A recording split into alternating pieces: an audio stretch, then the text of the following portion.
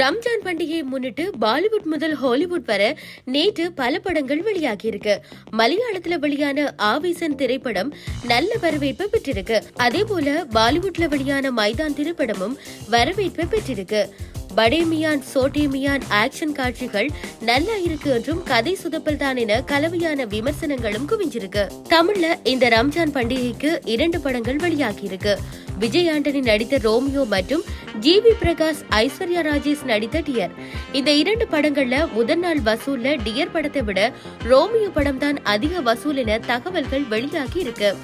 இந்த வாரமாவது தமிழ் சினிமாவுக்கு பாக்ஸ் ஆபீஸ்ல மிகப்பெரிய வசூல் வேட்டை நடத்தும் படம் ரிலீஸ் ஆகுமா என எதிர்பார்த்திருந்த தியேட்டர் உரிமையாளர்களுக்கு வாய்ப்பே இல்ல ராஜா என சொல்வது போலதான் 2 படங்களும் வெளியாகி இருக்கு. டெபல் கல்வன் படங்களை தொடர்ந்து இந்த வாரமும் ஜிவி பிரகாஷ் நடித்த டியர் படம் வெளியாகி இருக்கு. பெரிய படங்கள் எல்லாம் தேர்தலுக்கு பிறகு ரிலீஸ் ஆக திட்டமிட்டிருக்கிற நிலையில தொடர்ந்து தனது படங்களை கடந்த 3 வாரங்களாக வெளியிட்டு ரசிகர்களின் பொறுமையை ரொம்பவே சோதிச்சிருக்கிறார் ஜிவி பிரகாஷ். ஐஸ்வர்யா ராஜேஷ் குரட்டை விட்டு நடித்துள்ள டியர் படத்தை பார்க்க தியேட்டர்ல முதல் நாளில் பெரிதாக கூட்டமே இல்லையாம்.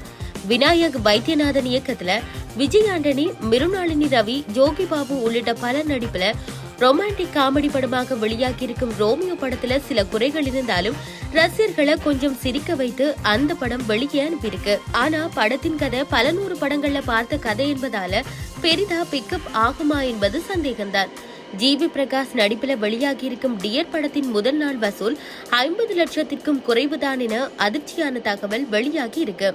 நிச்சயமா இந்த படத்துக்கெல்லாம் தயாரிப்பு நிறுவனம் அதிகாரப்பூர்வ வசூலை வெளியிட மாட்டார்கள் என்பது தனிக்கது.